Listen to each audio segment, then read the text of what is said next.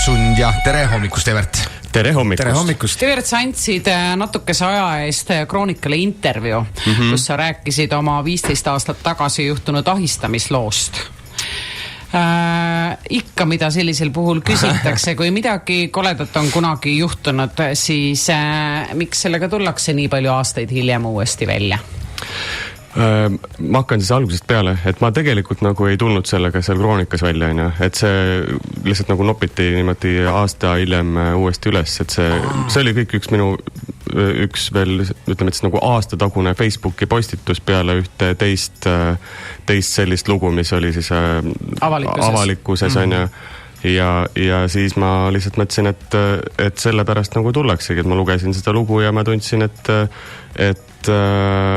nendest asjadest ikkagi on nagu tarvis rääkida, et olgu need siis millised iganes need on, et see on siuke teema, kus kohast tuleb see selline, kuidas ma ütlen, võltshäbi tunne ära võtta, et sellest tulebki rääkida nii mitu korda, et keegi ei tunneks, et sellest ei julge rääkida. Ja, et inimesed ei tunneks ennast kuidagi üksi selles, et juhtub teistel ka samamoodi. Sina olid spordilaagris, sa olid poiss ja see oli siis juhendaja, kes tuli voodis sinu kõrvale ja asus sind silitama. Kas sellise loo puhul sa täna mõtled, et nüüd sa siiski tunneksid, et sa tahaksid, et see nii-öelda juhendaja saaks karistatud või see on praegu su jaoks teisejärguline, pigem sa tahad julgustada noori, et kui nendega see juhtub, et nad ei jääks alguses varjule?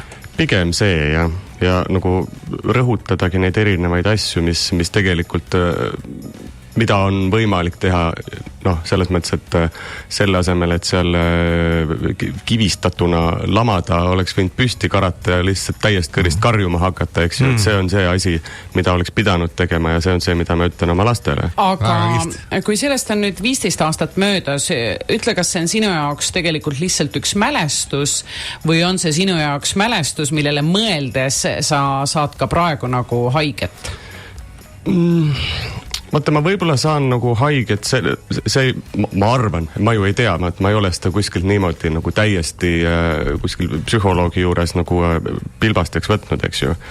Et võib-olla mis jäi mulle praegu nüüd selle sama eelmise intsidendi valguses siis niimoodi natukene kripeldama oli see, et ega ma ju sellest ei rääkinud siis kellelegi, on ju, et ei korraldajatele ega teistele inimestele, et lihtsalt võib-olla ma tunnen mingit väikest süüd sellepärast, et see tüüp ju jäi ikkagi vabadusse enda sigadusi nagu edasi tegema, aga ma olin ka alles ainult laps. Et sellepärast peabki rääkima kohe, et asi lõppeks ära kohe. Oled sa temaga juhuslikult nende aastate jooksul tänaval kohtunud? Ei ole. Sa ei tea temast tegelikult täna mitte midagi. Et kas ta juhendab kusagil veel lapsi või see on kõik teadmata? Ja nüüd ma peangi sellega elama, eks ju. Ma ei tea. Ma arvan samamoodi, et see on tegelikult tänuväärne, et sa sellest räägid. Alusta päeva hea tujuga. Ville Minev, Andres Puusepp ja Jürgen Pärnsalu. Radio Star FM hommikuprogramm.